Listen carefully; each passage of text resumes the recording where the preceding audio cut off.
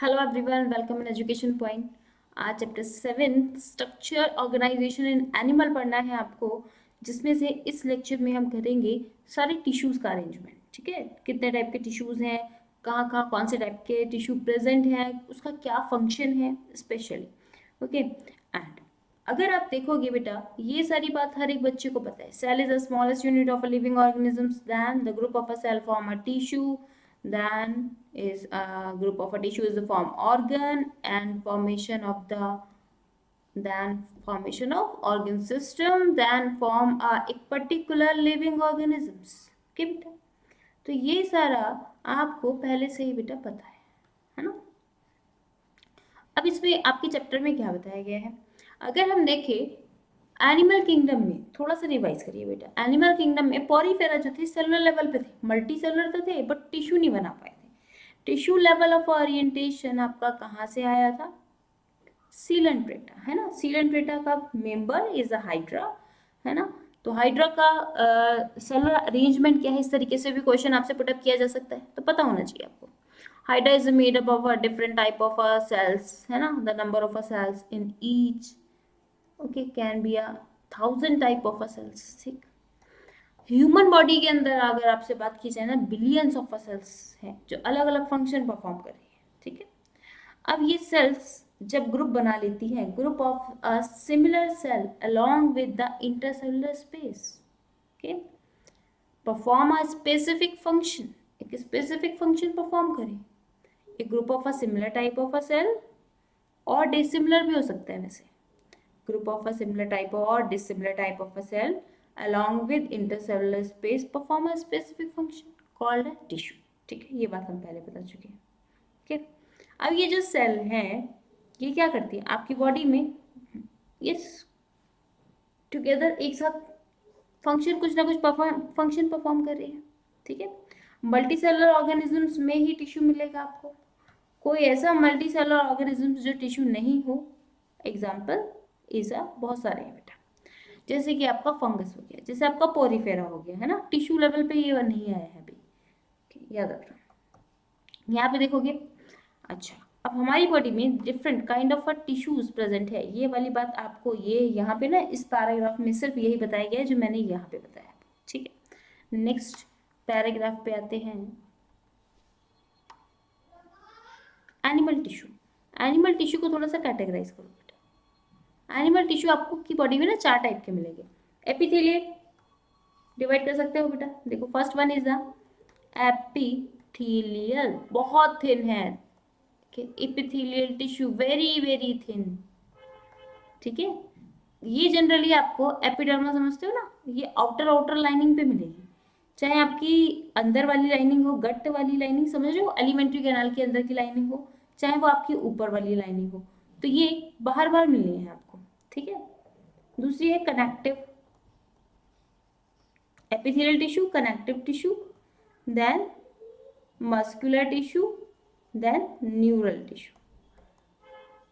ठीक है, epithelial tissue, epithelial tissue मैंने बताया आपको सरफेस में मिलेगा बेटा। ठीक है, तो एपिथेलियल टिश्यू का आपका प्लूरल पूछ लिया जाए, epithelium, epithelium is a singular form, epithelia is a plural form, is not a very much important, आपको बस ये याद रखना है एपिथेलियल, एपिथेलियल टिश्यू कहाँ है क्या है। ठीक है, एपिथेलियल टिश्यू के खुद अपने टाइप्स है बेटा। एपिथेलियल टिश्यू अगर सिंगल लेयर में है, याद कर लो इस बात को, अगर सिंगल लेयर में है तो सिंपल एपिथेलियल बोलोगे, अगर मल्टीपल लेयर में है तो कंपाउंड एपिथेलियल बोलोगे।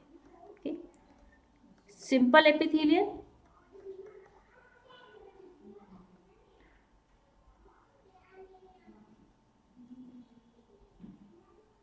और compound epithelial.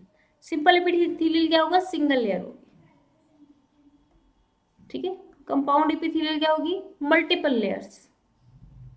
Okay, multiple layers. Simple epithelial बिल्कुल कैसे होंगे, पतले होंगे, सिंगल एक ही लेयर बनी हुई है। एक चीज और बेटा, एपिथेलियल टिश्यू में ना आपको वस्कुलर लाइनिंग नहीं मिलती है, यानी कि इनमें आपको वस्कुलर सिस्टम नहीं मिलेगा, जैसे कि ब्लड वेसल्स वगैरह इसमें नहीं जा रही होगी। ठीक है, ऐसे टिश्यूज हैं। तो ये कहीं ना कहीं से तो नरिशमेंट लेंगे, कहीं ना कहीं से ऑक्सीजन लेंगे, तो इसीलिए आपको इसके नीचे बेसमेंट मेम्ब्रेन भी जरूर मिलेगी। जैसे कि सिंगल लेयर का डायग्राम आप बनाएंगे ना, यहाँ दिखाया नहीं गया है। इसके नीचे होती है एक बेसमेंट मेम्ब्रेन और यहाँ पे ये बने हुए टिश्यू, ठीक है, बेसमेंट मेम्ब्रेन और ये टिश्यू। ये होगी आपकी simple epithelial tissue. Flatted tissue है तो आप देख के बता दोगे ये फ्लैटेड टिश्यू है। स्क्वामस एपिथेलियल टिश्यू, सबसे पतली एपिथेलियम, सबसे पतली एपिथेलियम लाइनिंग आपकी स्क्वामस एपिथेलियम, ठीक है। स्क्वामस कहाँ कहाँ मिलनी चाहिए? कैपिलरीज की वॉल इसी की बनी होती है। एल्वलाइज, एल्वलाइज क्या करती है? गैसेस एक्सचेंज का काम करती है, आपके लंग्स में है, तो बस ये आपके इसी की बनी हुई है ना, squamous, squamous, squamous epithelium tissue, ठीक है। स्क्वामस ही से ही याद हो जाएगा। सिंपल एपिथेलियम में एक एक ही लाइनिंग है, ठीक है, स्क्वामस हो गई। अगर ये लाइनिंग क्यूब शेप की सेल की बनी हो तो क्यूबॉइडल बोल दोगे, क्यूब शेप की बनी हुई है, एक नीचे बेसमेंट होगी तो इसको बोल दोगे क्यूबॉइडल एपिथेलियम टिश्यू, ठीक है, क्यूबॉइडल हो गया। देन क्यूबॉइडल के बाद कॉलमिनर, लंबे लंबे कॉलम जैसे दिखाई दे रहे हैं तो कॉलमिनर बोल दोगे, ठीक है। लंबे लंबे कॉलम जैसे सेल हैं अगर तो बोल दोगे ये वाले, देखो इस तरीके से कॉलमिनर सेल, ठीक है। ये बेस में नीचे जरूर बनानी है आपको। ये जो बने हुए इनके न्यूक्लियस बने हुए, ये डॉट डॉट जो है this one is the nucleus of cell, ठीक है। यहाँ पे भी न्यूक्लियस ऑफ द सेल। अब आ जाओ स्क्वामस कहाँ पर है, क्यूबॉइडल कहाँ पर है और कॉलमिनर कहाँ पे है। स्क्वामस जो है मैंने आपको बताया ये वॉल ऑफ ब्लड वेसल्स मिलेंगे, is a found in the wall of blood vessels, ठीक है ये बात। And the sac of lung, sac of a lung बेटा क्या है? एल्वियोलाई, एल्वोलाइज में मिलेंगे आपको ये, ठीक। क्या कर रहे हैं? डिफ्यूजन बाउंड्रीज बनाते हैं ये। देखो एल्वोलाइज का डायग्राम अगर बच्चों आपको याद है ये, तो आपको एपिथेलियम स्क्वामस के ये वाली लेयर हो जाती है, देन बेसमेंट मेम्ब्रेन, देन आपकी endothelium of blood vessels, blood vessels की एपिथेलियम, ठीक है। और या आउटर लाइनिंग या इनर लाइनिंग जो भी, वैसे इसको ना इनर लाइन, इन तीनों के अरेंजमेंट को बोला जाता है बेटा। ये आउटर मान लिया जाता है, ये ब्लड वेसल्स वाली को इनर मान लिया जाता है, इसको बोला जाता है आउटर मेम्ब्रेन ऑफ एल्वोलाइज, है ना। आउटर मेम्ब्रेन ऑफ एल्वोलाइज जो कि I mean squamous epithelium tissue की बनी हुई है, और ये भी स्क्वामस एपिथेलियम के टिश्यू की बनी हुई क्या है? वॉल ऑफ कैपिलरीज, कैपिलरीज की वॉल है ना। तो ये ऐसा अरेंजमेंट आपको देखने के लिए मिलता है जब गैसियस एक्सचेंज होती है आपके लंग्स में, ओके। तो ये बात आपको पता होनी चाहिए, ठीक है। तो ये अरेंजमेंट एक बार और देख लो, जैसे कि ये है एल्वोलाइज आपका, है ना, ये एल्वोलाइज की वॉल है। इस वॉल को कहा जाता है आपका एपिथेलियम, ठीक है, जो किसकी बनी हुई है? स्क्वामस की बनी हुई है ना। बीच वाली को बेसमेंट मेम्ब्रेन हो जाएगी आपकी, बीच वाली जो है बेसमेंट मेम्ब्रेन। बेसमेंट मेम्ब्रेन के बाद आपकी आ जाती है ये वाली लाइनिंग जो कि ब्लड कैपिलरीज की है, ठीक है। ये वाली लाइनिंग ब्लड कैपिलरीज की लाइनिंग को एंडोथेलियम कह दिया जाता है, इसको एपिथेलियम, इसको एंडोथेलियम, ठीक है। हालांकि बनी हुई दोनों स्क्वामस एपिथेलियम टिश्यू की है, लेकिन नाम आपको इस तरीके से बताया जाता है एंडोथेलियम। बीच वाली क्या है? बेसमेंट मेम्ब्रेन, ठीक है, जो ट्रांसपोर्टेशन के लिए एक बीच में गैप है एक्चुअली, ठीक है। अब ये है आपका यहाँ पे हो गया। क्यूबॉइडल पे आ जाओ। क्यूबॉइडल आपको ना जनरली, स्क्वामस का काम होता है ट्रांसपोर्टेशन करना, देखो कितनी पतली है, तो ट्रांसपोर्टेशन का काम है मेनली, बाउंड्रीज बना देती है ना, फ्लैटेड बाउंड्रीज बना रही है और क्या है, ट्रांसपोर्टेशन कर रही है। लेकिन क्यूबॉइडल का काम होता है रीएब्जॉर्प्शन करना, सिक्रीशन करना, रीएब्जॉर्प्शन एंड सिक्रीशन, ठीक है। रीएब्जॉर्प्शन करना और सिक्रीशन करना इनका काम होता है। अब ये कहाँ मिलेंगे आपको? ये आपके नेफ्रॉन में मिलेगी, क्यूबॉइडल वाले ना आपकी नेफ्रॉन की पीसीटी वाले पार्ट में मिलेंगी, क्योंकि पीसीटी वाले पार्ट को 70 से 80% रीएब्जॉर्प्शन करना होता है, तो पीसीटी वाले पार्ट में ज़्यादा मिलनी चाहिए, ठीक है। तो प्रॉक्सिमल कॉन्वोल्यूटेड ट्यूब्यूल्स पीसीटी में मिल रही है of the nephron in the kidney, okay, हो जाएगा बेटा। और कहाँ है, माइक्रोविलाइज, ठीक है, कॉलमिनरी एपिथेलियम आएंगे वो तो किडनी में मिलेंगे। कॉलमिनरी एपिथेलियम की बात करोगे अगर आप, तो वो कहाँ मिलेंगे, कॉलमिनर ये इस तरीके वाले, ये वाले सिर्फ सिक्रेशन का काम करेंगे और एब्जॉर्प्शन का भी काम करेंगे।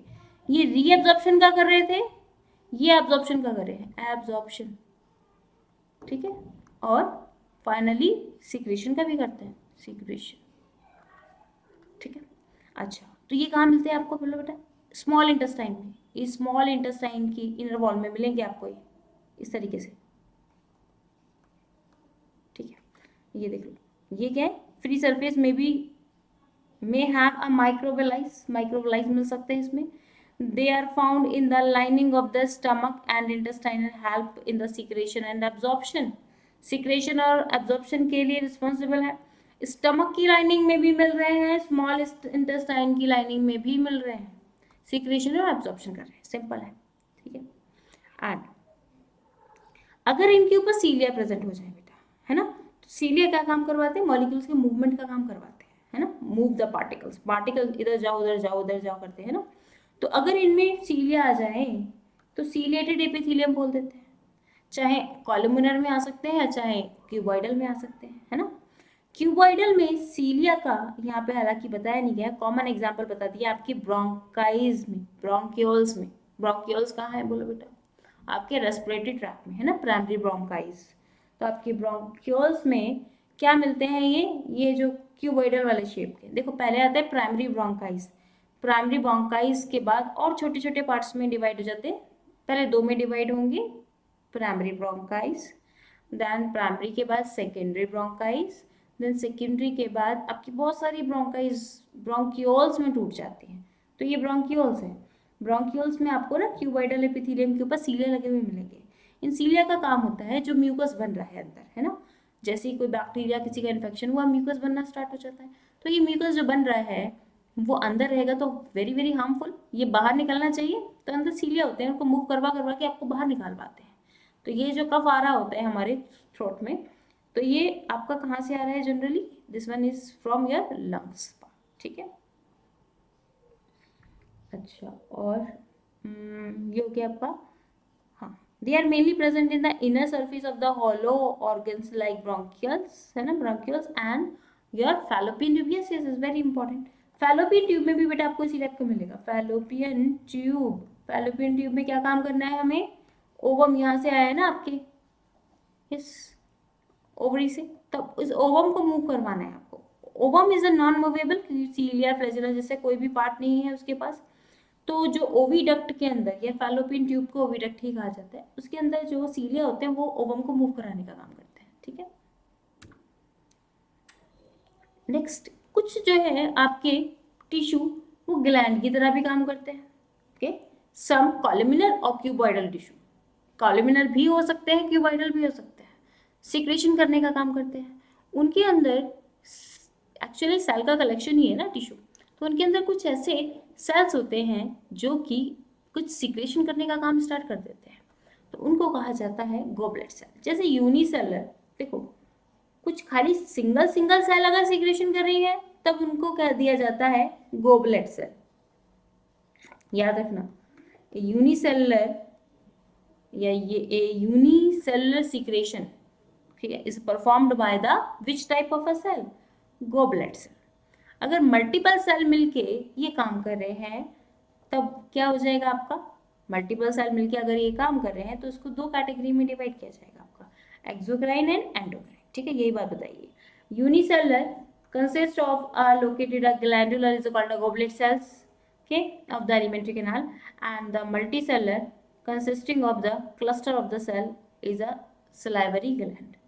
On the basis of the mode of pouring of their secretion, the glands are divided into a two category, namely exocrine and endocrine gland, okay.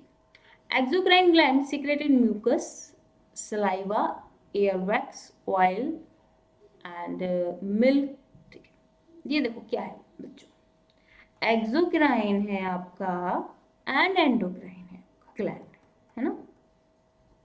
Exocrine gland ductless होती है, देखो बच्चे यहाँ पे लिखते जाओ बच्चे, डक्टलेस है।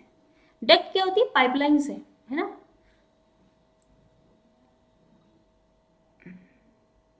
गलत बता दिया ना ये।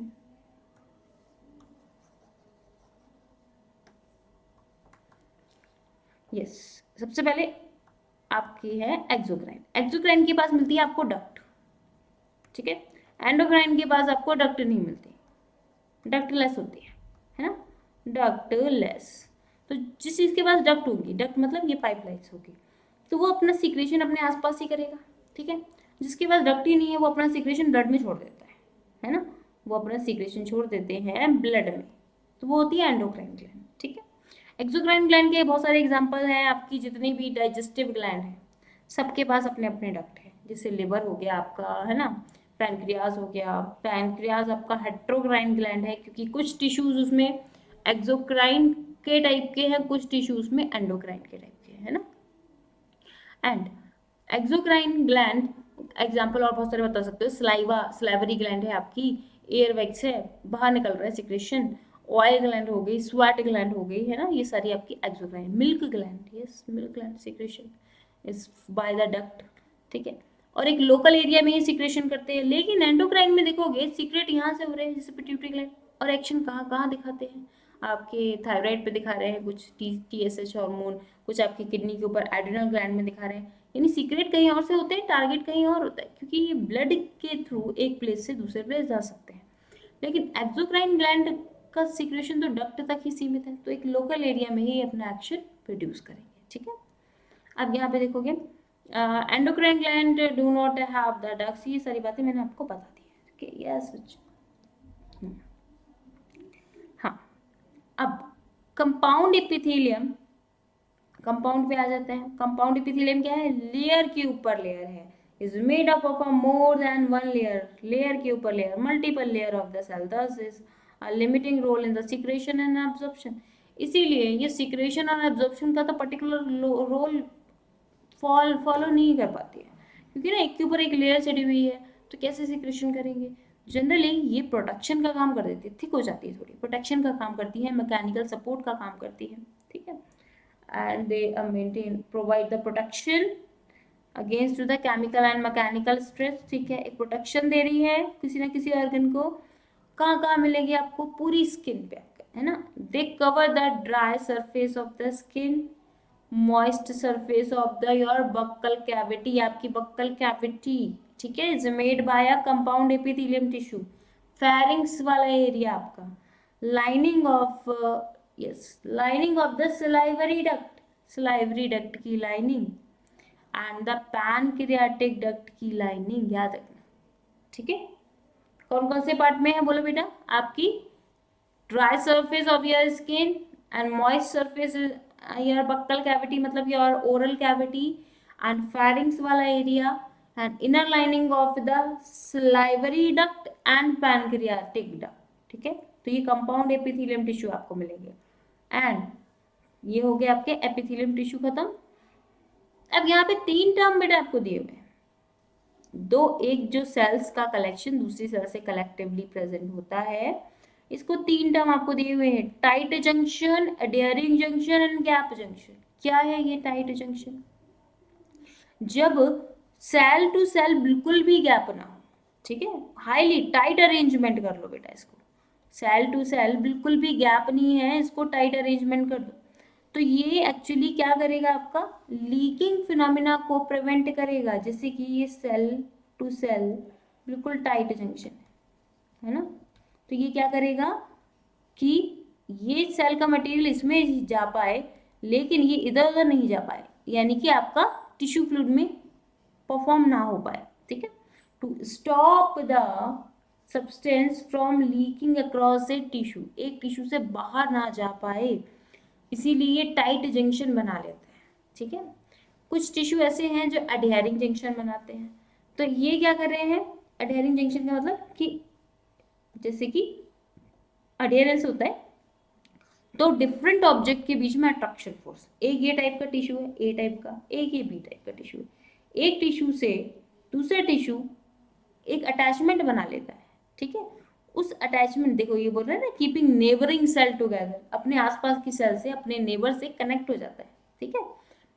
तो वो फंक्शन वो किसी लिए भी हो सकता है, फॉर प्रोटेक्शन के लिए भी हो सकता है, फॉर ट्रांसपोर्टेशन के लिए भी हो सकता है। जब एक सेल का ग्रुप दूसरे सेल के ग्रुप से अटैच हो जाए, उसको एडहेरिंग जंक्शन कहा जाएगा। एक होता है गैप जंक्शन। गैप जंक्शन होता है एक टाइप के टिश्यूज ना दूसरी टाइप के टिश्यूज के बीच में थोड़ा सा गैप प्रोड्यूस हो जाता है। एक्चुअल में ये गैप बड़े काम का होता है। ये गैप ना एक दूसरे से सामान ले जाने और लाने के लिए रिस्पॉन्सिबल होता है, यानी ट्रांसपोर्टेशन के लिए रिस्पॉन्सिबल है। कुछ मटेरियल इस टाइप के टिश्यू को चाहिए तो इस मीडिएटर में आ जाते हैं जो एक्स्ट्रा होते हैं। ऐसे सोच लो कि ये ए टाइप का टिश्यू है, ऐसे समझो बेटा, क्यों बनाते होंगे गैप जंक्शन, ये एक टाइप का टिश्यू है, ये बी टाइप का टिश्यू है। इस टिश्यू के पास प्रोटीन ज़्यादा हो गई तो इसने बाहर डाल दिया, है ना। इसको अगर रिक्वायरमेंट होगी, ये सोचो, बी के पास प्रोटीन ज़्यादा थी, इसने यहाँ पे डाल दिया, टिश्यू फ्लूइड में डाल दिया, बीच वाले फ्लूइड में। अगर ए को रिक्वायरमेंट होगी तो यहाँ चली जाएगी, अदरवाइज ये टिश्यू में ही रहेगी, टिश्यू फ्लूइड में ही रहेगी। अब ए के पास सपोज दैट ग्लूकोज ज़्यादा है, उसने यहाँ बीच में डाल दिया। एक मीडिएटर की तरह गैप बना लेते हैं बीच में, ताकि ये अपना साइटोप्लाज्मिक एडज्वाइनिंग कर पाए, है ना। रैपिड ट्रांसफर के लिए, रैपिड ट्रांसफर आयंस के लिए ये बीच में एक गैप डाल देते हैं, उसको गैप जंक्शन कहा जाता है, याद रखना, ठीक है। अच्छा, स्मॉल मॉलिक्यूल्स हो चाहे बिग मॉलिक्यूल्स हो, इस डिपेंड ऑन द कंडीशन। अब आ जाएंगे connective tissue. Connective tissue is the most abundant tissue. आपकी बॉडी में सबसे ज्यादा मिलने वाला टिश्यू जो है वो कनेक्टिव टिश्यू ही है बेटा, है ना। अब कनेक्टिव टिश्यू की भी बहुत सारी कैटेगरी आप पढ़ोगे। कनेक्टिव टिश्यू आपकी बॉडी में बहुत जगह मिलता है ना। कनेक्टिव टिश्यू के अंदर एक फाइबर मिलते हैं जिसको कोलेजन कहा जाता है, कोलेजन। लेकिन ये फाइबर ब्लड में नहीं मिलते, blood have no collagen, no fiber, ठीक है। फाइबर्स, ये जो कोलेजन के फाइबर हैं ये ब्लड में नहीं मिलते, याद रखना। फाइब्रिनोजिन नाम के एक प्रोटीन मिलती है जो कि प्लाज्मा प्रोटीन है, ठीक है। वो भी सॉलेबल फॉर्म में है, ऐसा नहीं ये फाइबर दिखाई दे रहे हैं आपको, सॉलेबल फॉर्म में। जब कभी चोट लगेगी तब ये फाइब्रिनोजिन फाइब्रिन में कन्वर्ट होगा, अभी नहीं, ठीक है। तो इसीलिए ब्लड में कोई फाइबर नहीं है। एंड ये क्या काम करते हैं, कनेक्टिव टिश्यू का मतलब है कनेक्शन करना, लिंक करना, लिंक करते हैं, सपोर्ट करते हैं, है ना। This function is a linking and supporting to the other tissue and organ, दूसरे टिश्यू और ऑर्गन को सपोर्ट देना, लिंक करना, इनका काम है। They range from soft connective tissue to specialised type के। अब आगे देखेंगे कितने टाइप के होते हैं ये। यस, अब यहाँ पे आप पढ़ोगे, ये है आपके loose connective tissue, dense connective tissue and specialized connective tissue, ठीक है। तीन कैटेगरी में बेटा डिवाइड कर लो। एक है आपके लूज कनेक्टिव टिश्यू, दूसरे हैं आपके डेंस कनेक्टिव टिश्यू, थर्ड है आपके specialized connective tissue. Loose connective tissue से आप क्या समझ पा रहे हैं, लूज कनेक्टिव टिश्यू मतलब ये आपके फाइबर्स, जो इनके फाइब्रोब्लास्ट है, एक्चुअली फाइब्रोब्लास्ट के ना ऐसे बंडल बने होते हैं फाइब्रोब्लास्ट के, ये दिखाई दे रहा है बंडल, है ना। फाइब्रोब्लास्ट का ये पूरा बंडल को बोलते हैं फाइब्रोब्लास्ट। इसके अंदर जो आपको दिखाई देंगे उसको बोलते हैं कोलेजन फाइबर्स, ओके। अब ये माइक्रोफेजेस भी दिखाई दे रही है यहाँ पे, मस्ट सेल भी यहाँ पे दिखाई दे रही है। लूज कनेक्टिव टिश्यू के दो कैटेगरी हैं, areolar and adipose, areolar and adipose, दोनों ही आपको स्किन की लेयर में मिलती है, ठीक है। These are found beneath the skin. अब कनेक्टिव टिश्यू के टोटल टाइप कितने हैं, बोन भी आपका कनेक्टिव टिश्यू में आएगा, एडिपोज भी आएगा, ब्लड भी आएगा, लेकिन लूज कनेक्टिव टिश्यू के सिर्फ दो ही पार्ट है, याद रखना। फिर डेंस के भी दो होंगे, स्पेशलाइज के तीन है, एरियोलर टिश्यू, एडिपोज टिश्यू, है ना। यहाँ पे देखोगे आप बेटा किसके बने हुए हैं, ये फाइबर के बने हुए हैं। ये जो फाइबर है, फाइबर जो है वो क्या है, कोलेजन प्रोटीन है, देखो यहाँ पे बताया गया है। कोलेजन प्रोटीन आपकी कैसी होती है, इलास्टिन होती है, ठीक है, इलास्टिन प्रोटीन है। These fiber provide the strength and flexibility, elasticity, यही सब प्रोवाइड करेंगे। ये कोलेजन क्या देगा, कोलेजन स्ट्रेंथ देगा, इलास्टिसिटी देगा, strength, elasticity and flexibility, okay. These cells also secrete modified polysaccharides, okay, which accumulate between cells and fibers and act as a matrix, ठीक है। अब इस ग्राउंड फ्लूइड को, अब ये जो है these also secrete modified polysaccharides, कुछ पॉलीसेकेराइड्स सीक्रेट करते हैं। पॉलीसेकेराइड हो सकते हैं, स्टार्च हो सकता है ना, आपका सेलुलोज हो सकता है, and which accumulate between cells and fibers, cell और फाइबर्स के बीच बीच में अक्यूमुलेट हो जाते हैं, जो कि ग्राउंड फ्लूइड बनाने का काम करेंगे। कुछ पॉलीसेकेराइड्स ना, सिंपल टर्म है, कुछ पॉलीसेकेराइड्स जो हैं वो ग्राउंड फ्लूइड बनाने का काम कर रहे हैं, सिंपल है, ठीक है। कनेक्टिव टिश्यूज की आपकी कैटेगरी मैंने आपको बता दिया, 3 कैटेगरी हैं। लूज कनेक्टिव टिश्यू में आएंगे हम, तो लूज कनेक्टिव टिश्यू है हमारा एरियोलर। सबसे पहले एरियोलर लूज कनेक्टिव टिश्यू क्यों बोल रहे हैं, ऊपर डायग्राम देखा ना हमने, ऊपर डायग्राम में देखा हमने कि जो फाइबर्स कैसे, ये देखो फाइबर अलग पड़े हुए हैं, आपका फाइब्रोब्लास्ट जिसको कहा गया है, कोलेजन फाइबर्स है ना, और मस्ट सेल, और ये आपकी ये सेल्स जो हैं वो अलग अलग दूर दूर बिखरे हुए हैं, एक नॉट कंबाइंड टुगेदर है ना, not form a rigid structure, बहुत लूजली अरेंज है, इसीलिए इसको लूज कनेक्टिव टिश्यू बोलते हैं। एरियोलर टिश्यूज कहाँ प्रेजेंट है बोलो बेटा, बीनेथ द स्किन, स्किन के बीच में प्रेजेंट है, and it serve as a support framework of the epithelium, epithelium को फ्रेमवर्क देने का इनका काम है। इट कंटेन फाइब्रोब्लास्ट, ठीक है, cells that produce the secret fibers, ठीक है। ये फाइब्रोब्लास्ट सेल हो गया ना, अभी कोलेजन फाइबर के जो बने हुए बंडल है, फाइब्रोब्लास्ट सेल रखते हैं। फाइब्रोब्लास्ट कुछ नहीं है, कोलेजन फाइबर के बने हुए बंडल है, उनको रखते हैं। माइक्रोफेजिस सेल भी है, माइक्रोफेजिस सेल क्या काम करेंगे, माइक्रोफेजिस का मतलब होता है एंगल्फ करना, जो भी पार्टिकल्स दिखते हैं उसको एंगल्फ कर देती है, जो बैक्टीरिया है, फंजाई है ना एक्चुअल में, तो ये प्रोटेक्शन का काम भी कर रहे हैं। मस्ट सेल क्या करते हैं, मस्ट सेल ना ये होते हैं हिस्टामिन रिलीज करते हैं, मस्ट सेल रिलीज करते हैं हिस्टामिन, सीरोटोनिन, एक्चुअल में इन्फ्लामेशन की कंडीशन बताते हैं हमें, यानी कि जैसे कि रेडनेस, रैशेस, स्वेलिंग, आपने ईचिंग किया, रेडनेस हो गया है ना, किसी बैक्टीरियल अटैक हुआ, रेडनेस हो गया, तो फाइनली ये होते हैं इन्फ्लामेशन के साइन, रेडनेस, रैशेस, स्वेलिंग, ठीक है। तो ये क्या बताते हैं आपको कि कहीं ना कहीं इन्फेक्शन हुआ है, या फिर बैक्टीरियल इन्फेक्शन हुआ है, या कोई इन्फेक्शन हुआ है, या बाहर मैकेनिकल इन्फेक्शन हुआ है, ये बताते हैं। एडिपोज टिश्यू पे आते हैं। एडिपोज टिश्यू बहुत इंपॉर्टेंट भी है आपके बॉडी में, ये भी स्किन की एक लेयर में आपको दिखाई देंगे, लूज कनेक्टिव टिश्यू है, लेकिन ये फैट स्टोरिंग है। इनकी सेल ने क्या किया है, फैट स्टोर कर लिया है, देखो यहाँ पे दिखाया गया है, ये आपका ये न्यूक्लियस है, ये पूरा पूरा फैट का मटेरियल है। सो सेल ने बहुत सारा फैट कलेक्टिवली स्टोर कर लिया है। तो फैट कलेक्ट करके क्या काम करेंगे, ये आपकी स्किन में एक लेयर बना रहे हैं फैट स्टोर करके, ये लेयर बहुत काम की है आपकी, क्या करेगी ये लेयर आपकी बॉडी के हीट को बाहर नहीं जाने देगी, ठीक है। ये लेयर आपकी हीट की बॉडी को अंदर है तो अंदर ही प्रेजेंट रहेगी, ठीक। तो ये थर्मस की तरह काम कर रही है, थर्मस में जैसे कि आप क्या रखते हो, गर्म टी रखोगे तो वो गर्म ही रहेगी, तो ये एडिपोज टिश्यू आपकी बॉडी में थर्मस की तरह काम कर रही है, थर्मल लेयर बना देती है, ठीक है। तो these are the excess of the nutrients which are not used in immediately convert into a fat, ठीक है।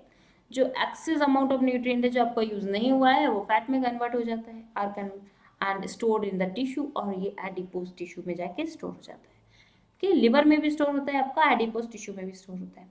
Fiber and fibroblastic are compactly pack. अब डेंस पे आ जाएंगे, डेंस लूज कनेक्टिव टिश्यू हो गया जब फाइबर और फाइब्रोब्लास्टिक लूज अरेंज है। डेंस में क्या हो जाएगा, जब ये हाईली कनेक्टिवली अरेंज है, हाईली पैक अरेंज है। इस ओरिएंटेशन को दिखाया गया है आपका, ये 2 टाइप को मिलेंगे, एक तो रेगुलर फाइबर, अगर रेगुलर वे में चल रहे हैं, ये फाइबर चल रहे हैं, ये फाइबर चल रहे हैं, ये फाइबर चल रहे हैं, तो इसको कहा जाता है आपका डेंस रेगुलर टिश्यू, ठीक है, डेंस रेगुलर टिश्यू जब ये रेगुलर चल रहे हैं। और अगर इरेगुलर चल रहे हैं तब इसको कहा जाता है डेंस इरेगुलर टिश्यू, ठीक है, सिंपल है। Dense regular and dense irregular का ये डायग्राम आपको दिखाया गया है। नेक्स्ट, डेंस रेगुलर में आपको क्या दिख रहा है बेटा, देखो डेंस रेगुलर में आपको दिख रहा है the collagen fibre are present in a rows, एक पर्टिकुलर रो में चल रहे हैं, and between the parallel bundles, ठीक है, पैरेलल बंडल्स फाइबर के चल रहे हैं। इसका एग्जाम्पल है, लिख लेंगे, tendon and ligament, very very important, tendon and ligament, tendons and ligaments. Tendons and ligaments की अगर हम बात करें तो टेंडेंस क्या काम करते हैं, ये बोन टू मसल जोड़ने का काम करते हैं, ठीक है, and ligament bone to bone जोड़ते हैं। तो इसको याद करने के लिए एक ट्रिक बताती हूँ मैं आपको, इस बच्चों को बहुत कंफ्यूजन हो जाता है इसमें। तो मसल्स टू बोन ऐसे याद रखिए, एम टी बी आती है ना, चैनल होता है, एम टी बी से याद रखेंगे। एंड बोन टू बोन आपका BLB, LLB होता है, ऐसे BLB ऐसे याद रखेंगे, MTB and BLB, tendons, muscles to bone, ligament, bone to bone, ये आपके डेंस रेगुलर टिश्यू के एग्जांपल्स हैं, ठीक है। अब आपका इरेगुलर वाले में देखेंगे,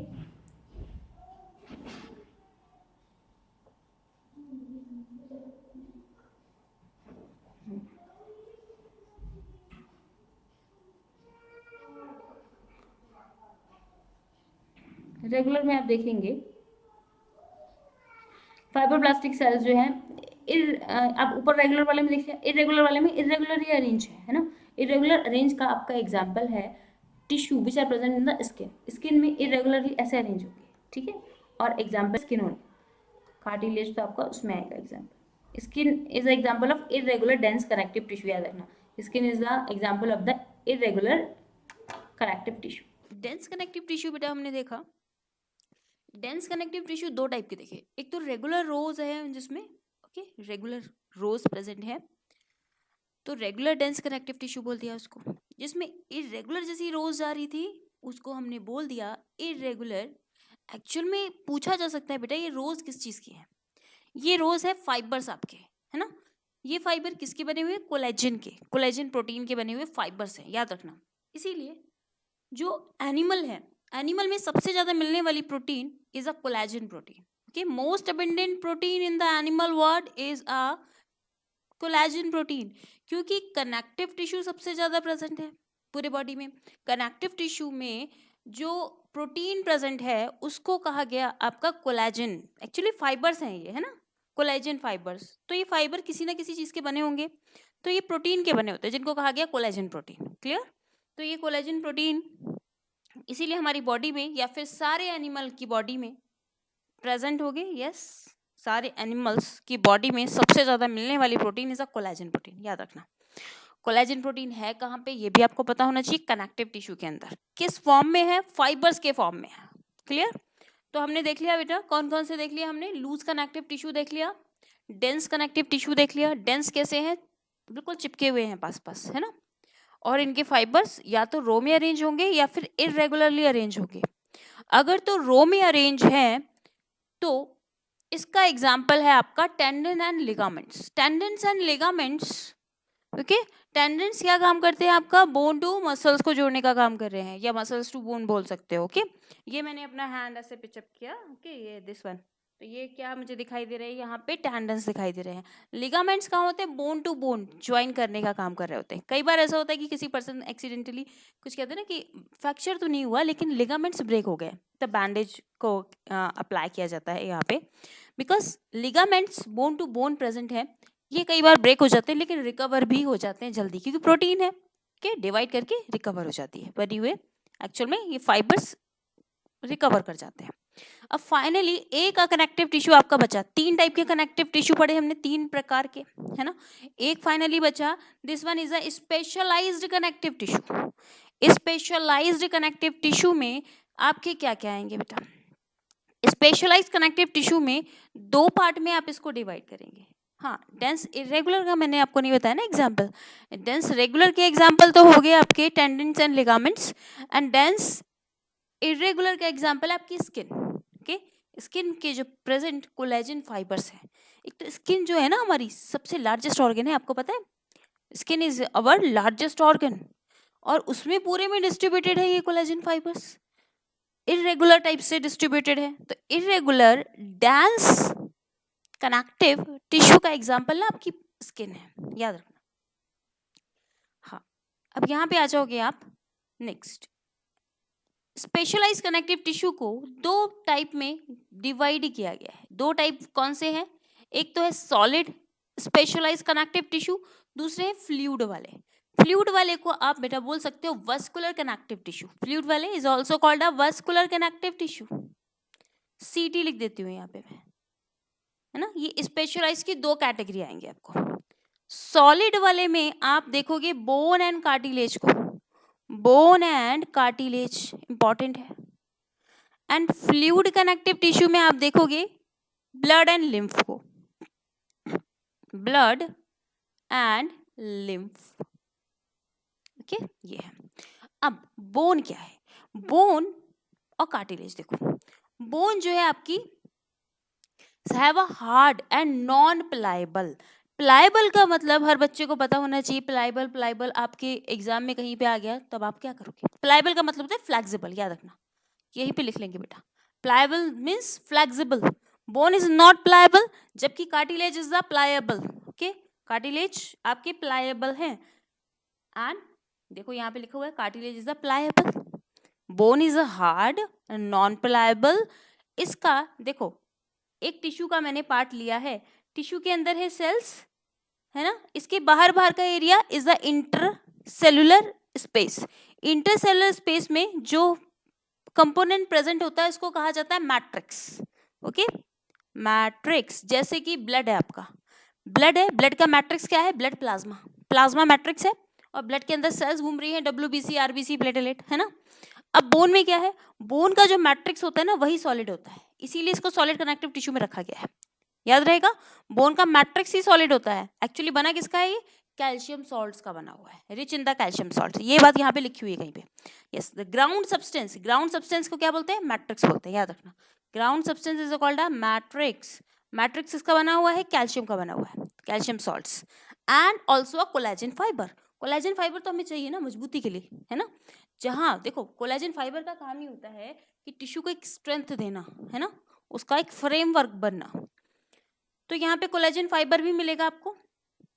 यस, यहाँ पे लिख भी दिया उन्होंने, which give to a strength to the bone. Bone को कनेक्ट करने के लिए कोलेजन फाइबर तो चाहिए ही चाहिए, बहुत ज्यादा अमाउंट में मिलेगा। ये देखो ये डायग्राम दिखाया हुआ है आपको, यस यस, है ना। एक इंपॉर्टेंट चीज और भी दिखी हुई है वहाँ पे, it is a main tissue that provide the structure frame to the body. ये बात जो मैंने आपको बताई, टिश्यू को एक स्ट्रक्चर देना। बोन का देखोगे आप ऐसा स्ट्रक्चर है ना, yes yes, round round type का स्ट्रक्चर है। तो बोन को या किसी भी सेल को एक स्ट्रक्चर प्रोवाइड करना किसका काम है, आपका कोलेजन फाइबर का काम है।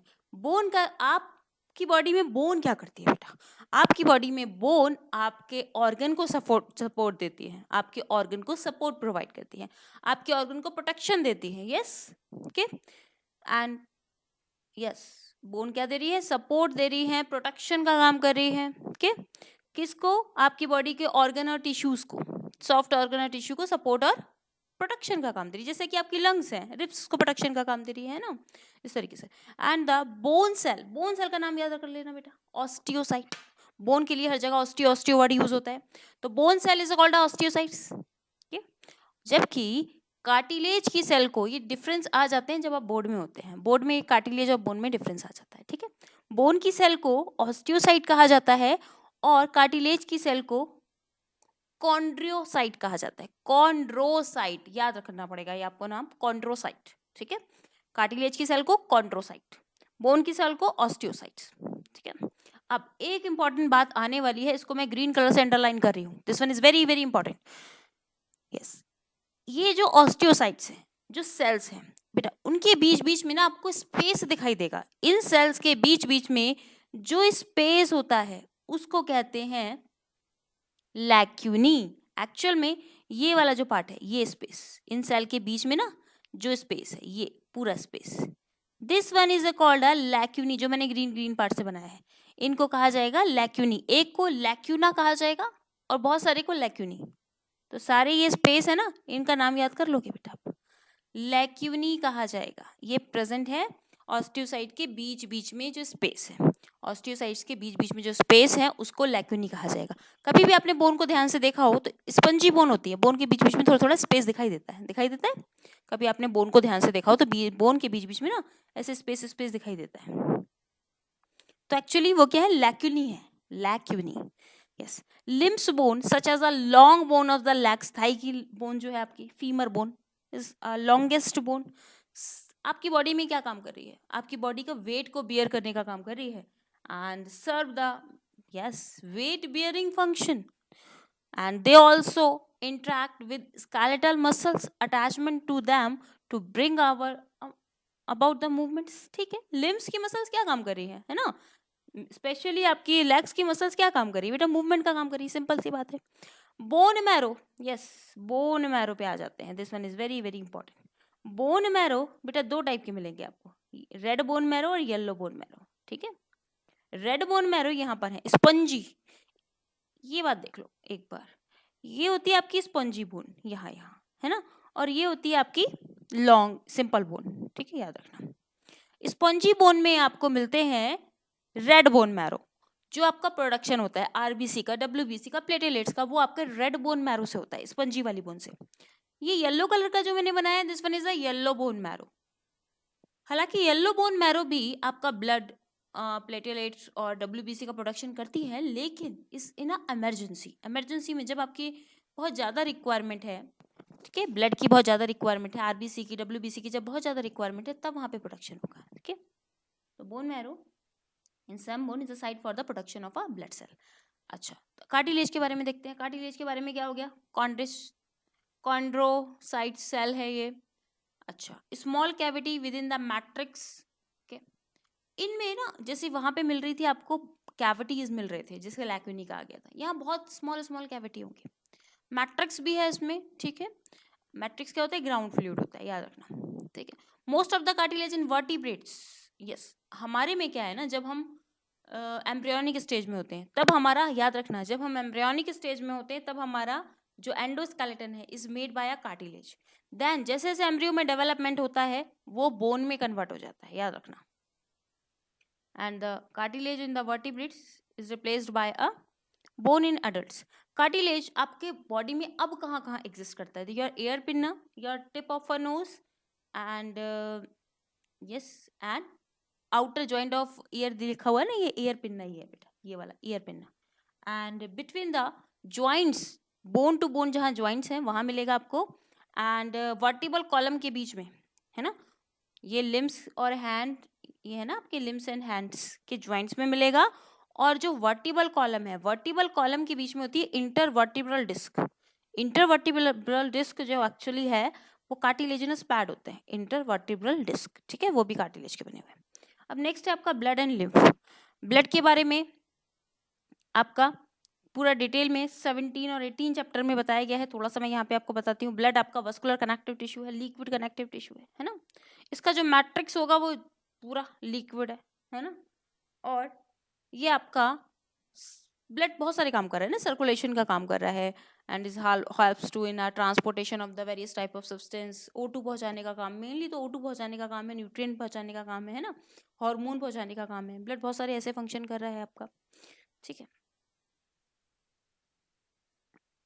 Muscular tissues. अगर मस्कुलर टिश्यूज की अगर हम बात करें तो ये आपके किसके कहाँ कहाँ मिलेंगे आपको, ये स्केलेटल मसल्स में मिलेंगे आपको, है ना, ये स्मूथ मसल्स में मिलेंगे आपको, ये कार्डियक मसल्स में मिलेंगे ये टिश्यूज आपको. ओके, अब ये मसल्स टिश्यूज आप टिश्यू वाले चैप्टर में डिटेल में पढ़ेंगे. एक्चुअली में थोड़ा सा मैं यहाँ पे बताती हूँ ये कौन सी टाइप की सेल्स से मिलकर बने हुए होते हैं. ये लॉन्ग लॉन्ग इलोंगेटेड सेल्स होती हैं जिनको मायोफाइब्रिल कहा जाता है. मायोफाइब्रिल के मायोफाइब्रिल्स, ये जो आपकी मस्कुलर सेल्स है इसके ऊपर जो मेम्ब्रेन प्रेजेंट है, ये मायोफाइब्रिल को एक मैंने बाहर निकाल दिया. ठीक है, ये मायोफाइब्रिल्स के ऊपर जो चारों तरफ मेम्ब्रेन है इसको कहते हैं सार्कोलेमा.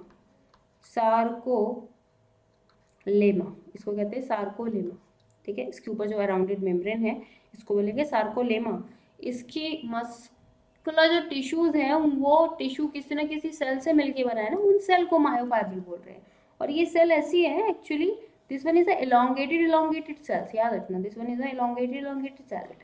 लंबी लंबी सेल्स हैं ये. मसल्स का मैंने एक पीस लिया, कटिंग करके देखोगे ये लंबी लंबी सेल्स हैं. और ये सेल ना एक बंडल के फॉर्म में प्रेजेंट होती है. Okay, this one is a bundle, this one. और ये सेल्स बंडल के फॉर्म में प्रेजेंट होती हैं. ये मैं किसका डायग्राम आपका बना रही हूँ, स्केलेटल मसल्स का. जो आपके हाथ पैर लिम्स की मसल्स प्रेजेंट है उसको कहते हैं स्केलेटल मसल्स. ठीक है, अब ये जो है आपके मायोफाइब्रस बंडल में है, इस बंडल का भी एक नाम है। बायो में कहीं पे भी आपको बंडल मिले ना तो समझ जाना इसको फेसिकल्स कहा जाता है, बंडल्स को फेसिकल्स, फेसिकल्स, ठीक है। तो ये फेसिकल्स के फॉर्म में यहाँ पे पड़े होते हैं। This one is the fascicles, this one is a fascicle, bundle of a myofibrils। अच्छा, अब ये हो गया, इसके अंदर कुछ फ्लूइड भी होगा, हर एक सेल है उसका अपना साइटोप्लाज्म होगा, इसके अंदर प्रेजेंट साइटोप्लाज्म को आपको थोड़ा थोड़ा वर्ड याद रखेंगे, सार्कोप्लाज्म कहा जाएगा, सार्को याद रखना है, सार्कोप्लाज्म, ठीक है। अच्छा, अब इसके अंदर क्या प्रेजेंट होंगे, हीमोग्लोबिन कैरी करने वाले, क्या ऑक्सीजन कैरी करने वाले मॉलिक्यूल कौन होते हैं, हीमोग्लोबिन होते हैं, है ना। स्केलेटल मसल्स को बहुत ज़्यादा ऑक्सीजन की रिक्वायरमेंट होती है क्योंकि आप इसको बहुत ज़्यादा मूवमेंट भी करना पड़ता है एक्चुअली, ठीक है। और रिक्वायरमेंट किसकी होगी, ऑक्सीजन की रिक्वायरमेंट होगी प्लस ग्लूकोज की रिक्वायरमेंट होगी, है ना। तो यहाँ पे आप देखोगे, यस, ये देखोगे तो आप, ये आपको दिख रहा है हीमोग्लोबिन के मॉलिक्यूल के, हीमोग्लोबिन के मॉलिक्यूल्स को कहा जाता है, वैसे सार्कोप्लाज्म में भी जरूरत होगी ऑक्सीजन और ग्लूकोज की, और यहाँ पे भी हर एक सेल को आपका ऑक्सीजन और ग्लूकोज की जरूरत है, ठीक है। तो उसको ऑक्सीजन को कैरी करने वाला मॉलिक्यूल हीमोग्लोबिन है, ठीक है। तो इसके अंदर जो हीमोग्लोबिन प्रेजेंट होता है उसको कहते हैं मायोग्लोबिन, इसको कहा जाता है मायोग्लोबिन। जो इसके अंदर हीमोग्लोबिन है उसका नाम है myoglobin, myoglobin, okay, this one. अच्छा, अब कितने टाइप के हैं मस्कुलर टिश्यूज उसको देख लेते हैं, कितने टाइप के मस्कुलर टिश्यूज आपको मिलेंगे। Smooth muscular tissue, smooth muscles हैं, एंड आपकी स्केलेटल मसल्स हैं, ठीक है। सबसे पहले है स्केलेटल मसल्स। स्केलेटल मसल्स का जल्दी से स्ट्रक्चर देखो। स्केलेटल मसल्स को अगर हम देखें ना, दिस वन, ये आपको ऐसे ऐसे मिलेगी, elongated and is a not branch, ठीक है, एक पास में लगी होंगी बट नॉट ब्रांच्ड। इनमें डार्क एंड लाइट बैंड्स मिलेंगे आपको, yes, dark and light band के बारे में आप पढ़ेंगे टिश्यू वाले चैप्टर्स में, ठीक है। ये आपके एक्टिन और मायोसिन, जो आपका मायोफिलामेंट्स होते हैं, एक्टिन और मायोटिन, उनके कॉम्बिनेशन से बने हुए बैंड्स होते हैं, ठीक है। स्केलेटल मसल्स की कैरेक्टरिस्टिक्स फीचर हैं, क्या क्या कैरेक्टरिस्टिक फीचर हैं, light and dark bands, light and dark band, okay, these are the elongated, okay, ये कैसे हैं बेटा, इलोंगेटेड है, इलोंगेटेड। अच्छा, और कैसे हैं ये आपके, यस, यहाँ पे एक चीज और दिखाई देगी आपको, मल्टी न्यूक्लिएटेड है ना, मल्टी न्यूक्लिएटेड है, मल्टी न्यूक्लिएटेड वाली कंडीशन को एक टर्म दिया जाता है syncytium, okay, this one is called syncytium, syncytium, okay, syncytium. Syncytium का कंडीशन क्या है, जब एक सेल में दो या दो से ज्यादा न्यूक्लियस प्रेजेंट हो, ठीक है। अब ये क्या करते होंगे, ये कहाँ प्रेजेंट है, स्केलेटल टाइप ऑफ मसल्स, ये आपके प्रेजेंट है जहां आप वॉलंटरी मूवमेंट करते हो, this one responsible for the voluntary movement, voluntary movement, voluntary movement आप समझते हो क्या है, वॉलेंट्री मूवमेंट्स जो आपकी इच्छा से हो रहा हो, this one occur own by your will, आपकी इच्छा से हो रहा हो, तो ये आपके कहाँ प्रेजेंट होना चाहिए, yes, your limbs, your hand and your four limbs, your hind limbs, वहाँ मिलेंगे आपको, नेक की सेल्स में मिलेंगे आपको, ठीक है।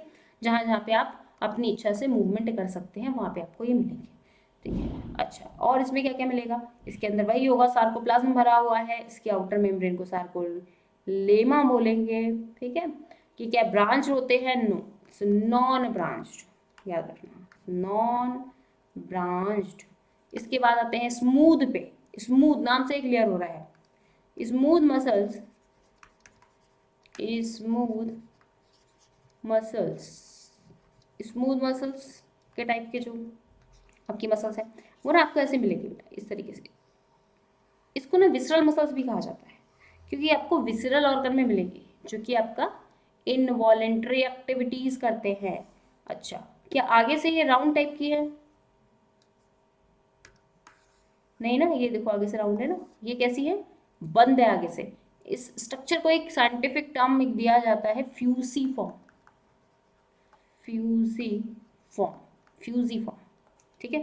फ्यूज समझते हो ना, this one is FUS, fusiform, ठीक है। तो फ्यूजीफॉर्म आपके एनसीईआरटी में लिखा हुआ है ये टर्म, फ्यूजीफॉर्म। तो ये आगे से कैसी है? फ्यूज है। फ्यूज मतलब इस तरीके से दोनों, एक सेल यहाँ चलती हुई रही है, दूसरी सेल यहाँ पे आके फ्यूज हो जा रही है, ठीक है। तो ये आपको स्मूथ मसल सेल्स में मिलेगा ऐसा। स्मूथ मसल सेल को और क्या बोलते हैं? स्मूथ मसल सेल को बोलते हैं visceral muscles. This one is also called visceral muscles. इनमें क्या न्यूक्लियस होगा? यस, लेकिन मल्टी न्यूक्लिएटेड नहीं होते हैं। इनमें न्यूक्लियस आपको एक ही मिलेगा, इसको कहते हैं यूनी न्यूक्लिएटेड। यूनी न्यूक्लिएटेड है, यूनी न्यूक्लिएटेड है बेटा, ठीक है। यहाँ पे आपको क्या सार्कोप्लाज्म मिलेगा, यहाँ पे सार्कोप्लाज्म भी मिलेगा आपको, ठीक है। यस, और कहाँ कहाँ मिलेंगे आपको? ये आपकी स्टमक की मसल्स से बनी हुई है, आपके जो लिवर है, गैस्ट्रिक इंटेस्टाइनल पूरा ट्रैक की समझ लो, ठीक है, इसी से बनी हुई है। जो भी आपका लंग्स है, किडनी है, जितने भी आपके विसरल ऑर्गन्स हैं, ठीक है, वो आपके स्मूथ मसल से बने हैं। या फिर कह सकते हो जितने भी इनवॉलेंट्री मसल्स हैं, है ना, इनवॉलेंट्री मसल्स ये अपनी एक्टिविटी करती है, हमारा तो उस पर कोई बस नहीं है ना। तो ये इनवॉलेंट्री मसल्स स्मूथ मसल्स की बनी हुई होती हैं, ठीक है, याद रखना। अब यहाँ पे एक डायग्रामेटिक्स देख लेते हैं, आपके एनसीईआरटी में क्या दिया हुआ है, कि बिकॉज आपके नीट में सारा कुछ एनसीईआरटी से ही आना है, तो आपको पता होना चाहिए बेटा। चलो, तो ये वाला हमने देख लिया। ये कैसी है? डार्क एंड लाइट बैंड्स मिलेंगे। क्या स्मूथ में हमें डार्क और लाइट बैंड मिलते हैं? नहीं। स्मूथ में क्या डार्क एंड लाइट बैंड है? नहीं, no dark and light band, ठीक, ना तो डार्क बैंड मिलेंगे ना लाइट बैंड मिलेंगे, ठीक है, प्रेजेंट नहीं है। और क्या है? देखो, स्मूथ मसल्स में आपका दोनों एंड, देखो फ्यूजीफॉर्म लिखा हुआ है, ये टर्म आपको याद होना चाहिए। Next, cell junction hold them together and they are bundle together in a connective tissue sheet. ऐसे ऐसे बंडल बने होते हैं, ये आपको पता है, ठीक है। The wall of the internal organ such as the blood vessels, कहाँ कहाँ मिलेगा? ब्लड वेसल्स की इंटरनल वॉल में, स्टमक में, इंटेस्टाइन में, है ना, इस टाइप के स्मूथ मसल सेल मिलेंगे आपको। इनवॉलेंट्री, ये बात मैं आपको बता चुकी हूँ, फंक्शन परफॉर्म कर रहे हैं, ये हैं आपके, ओके। एंड नेक्स्ट आते हैं cardiac muscles. Third one is the cardiac muscles. Cardiac muscles सिर्फ और सिर्फ आपको मिलेंगे हार्ट की वॉल में।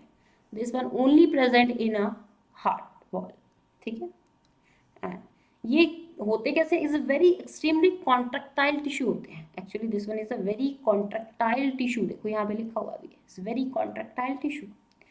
अच्छा, cell junction fuse the plasma membrane of the cardiac muscle cells and make them stick together. और ये जो सेल्स है ना, इनका जो प्लाज्मा मेम्ब्रेन है वो आपस में चिपका हुआ होता है, बिल्कुल चिपके हुए होते हैं, ठीक है। एक्चुअल में ये बनाते हैं ब्रांच बनाते हैं, और इनकी ब्रांच से कनेक्टिवली एक लिंक होता है जिसको कहते हैं इंटरकैलेटेड डिस्क। इंटरकैलेटेड डिस्क मैं दिखाती हूँ आपको कहाँ होते हैं। ये इंटरकैलेटेड डिस्क आपके यहाँ पड़े हुए बेटा, ये पड़ा हुआ है इंटरकैलेटेड डिस्क, ये पड़ा हुआ है, ये है, ठीक है। इस तरीके से इंटरकैलेटेड डिस्क एक्चुअली क्या कर रहे हैं? इनका कम्युनिकेशन बना रहे हैं। एक मसल्स में कॉन्ट्रैक्शन अगर हुआ तो दूसरी मसल्स में कॉन्ट्रैक्शन होने में टाइम नहीं लगेगा, सडनली एक साथ सब में कॉन्ट्रैक्शन फ्लो होगा। इसके लिए यहाँ प्रेजेंट होती है intercalated disc, intercalated disc, intercalated disc present होती है, ताकि एक मसल से दूसरे मसल्स में सीधा सीधा कॉन्ट्रैक्शन हो पाए, ठीक है। तो ये क्या कर रही है? जंक्शन बना रही है एक सेल से दूसरे सेल्स के बीच बीच में, ठीक। This one is a communication junction in some fuse points, जहाँ पे फ्यूजन हो रहा है वहाँ पे मिलेंगे। And one cells receive a signal to the contract, एक सेल दूसरे सेल से फटाफट सिग्नल रिसीव कर सके, इट्स द नेबर, अपने पास वाली सेल से, and also stimulate to contract, yes, contract हो सके। न्यूरल टिश्यू देखते हैं। न्यूरल टिश्यू यस किसके बने होंगे? न्यूरॉन्स के बने होंगे, है ना। न्यूरॉन्स के बारे में आपको पता है, जनरल स्ट्रक्चर, यस यस, ये है आपका साइटोन वाला पार्ट, साइटोन में निकले होते हैं बहुत सारे डेंड्राइट्स, एंड ये है आपका एक्सोन वाला part. This one is the axon terminal and this one is the synaptic knobs, जहाँ पे भरे होते हैं न्यूरोट्रांसमीटर। ये बात आपको पता है, ठीक है बच्चों। अब यहाँ पे आपको पता है ये डेंड्राइट्स है। डेंड्राइट्स सिग्नल रिसीव करने का काम करते हैं ना, दिस वन, ये साइटोन है, यहाँ बीच में आपको न्यूक्लियस दिखाई देगा, ठीक है। और क्या क्या दिखाई देता है, यहाँ पड़े होते हैं निसल्स ग्रेन्यूल्स, ये सिर्फ डेंड्राइट्स और साइटोन में मिलेंगे, एक्सोन में नहीं मिलेंगे। निसल्स ग्रेन्यूल्स, ठीक है, ये हो गया एक्सोन वाला पार्ट। ये इन्होंने इस तरीके से दिखा दिया, देखो ये हो गया डेंड्राइट्स जो सिग्नल रिसीव कर रहे हैं, और ये हो गई इसकी सेल बॉडी, ये हो गया एक्सोन वाला पार्ट। एक्सोन टर्मिनल दिखाया नहीं है उन्होंने, ये हो गया एक्सोन का टर्मिनल वाला पार्ट, और ये हो गया साइनेप्टिक नोड, ये होता है। अच्छा, अब यहाँ पे एक चीज आपको स्पेशली दिखाई दे रही है, neuroglia. This one is the neuroglia. ये क्या होते हैं, ये ना तो कोई कंडक्शन का काम करते हैं, ना ही सिग्नल को रिसीव करने का काम करते हैं, याद रखना, ना कंडक्शन का काम कर रहे हैं, ना ही सिग्नल को रिसीव करने का काम कर रहे हैं, ना आगे उसको पहुंचाने का काम कर रहे हैं, ठीक है। तो न्यूरॉन्स को क्या करेंगे, ये न्यूरॉन्स को सपोर्ट देते हैं, ये they provide the support to neurons. Neurons क्या है, थ्रेड लाइक स्ट्रक्चर है, एक दूसरे से यहाँ पे कनेक्टिवली ऐसे से, दूसरा न्यूरॉन यहाँ पे कनेक्टिवली, मतलब बीच में थोड़ा सा गैप होगा, बिल्कुल ऐसे चिपके हुए नहीं होते, तो एक सीरीज में चल रहे होते हैं। तो आसपास ना उनके न्यूरोग्लिया सेल्स होते हैं, ताकि ये सीरीज में ही रहें, इधर उधर एक भी न्यूरॉन्स हो गया तो आपका जो है जंक्शन टूट जाएगा। तो neuroglia is very important actually. This one is the supported cells है, ठीक है, ना ही कंडक्शन का काम कर रहे हैं, ना ही आगे ट्रांसपोर्ट करने का, ना ही रिसीव करने का, याद रखना। यस, ये क्या है आपका न्यूरॉन्स, ये मैंने न्यूरॉन का ही डायग्राम बनाया है ना, is a unit of a nervous system, ठीक है, या न्यूरल सिस्टम कह सकते हो। न्यूरल सिस्टम की एक्टिविटी क्या है, एक्साइटेबल सेल्स है ना, एंड न्यूरोग्लिया क्या है, this constitute the rest of the nervous system, is protect and support. Nerves को या न्यूरॉन्स को प्रोटेक्ट करने का काम और सपोर्ट देने का काम, प्रोटेक्ट एंड सपोर्ट, याद रखना, ये क्वेश्चन आ चुके हैं, ठीक है। Neuroglia make a more then 1.5 volume of the, देखो कितना इंपॉर्टेंट है ये वाला question, this one is very very important. Neuroglia make up more than 1/2 part, आधे से ज्यादा पार्ट न्यूरोग्लिया ही बना रहा है आपका न्यूरल टिश्यू में। न्यूरल टिश्यू को उठा के देखोगे ना, तो उसमें नर्व सेल है कुछ और कुछ न्यूरोग्लिया सेल है, तो आधे से ज़्यादा पार्ट, 1/2 पार्ट जो है ना, वो न्यूरोग्लिया ही बना रहा है। When the neuron is stimulated, ठीक है, तब क्या होगा, an electric disturbance is generated which is the swifted travel along with its a plasma, ठीक है। ये यहाँ से कोई सिग्नल आया तो ये क्या होगा, अलॉन्ग विद योर, इसके अंदर भी तो प्लाज्मा प्रेजेंट होगा ना, एक्चुअल में प्लाज्मा नहीं है, इसके अंदर क्या प्रेजेंट है आपका, साइटोप्लाज्म जो कहते हैं, न्यूरोग्लिया में भी होगा, ये आपका न्यूरॉन्स में भी है ना, ये न्यूरॉन्स में क्या है, साइटोप्लाज्म है, इस न्यूरॉन के साइटोप्लाज्म को कहते हैं, यहाँ पे जो साइटोप्लाज्म प्रेजेंट होगा उसको कहेंगे एक्सोप्लाज्म। एक्सोप्लाज्म बस नाम है, एक्चुअल में है तो वो साइटोप्लाज्म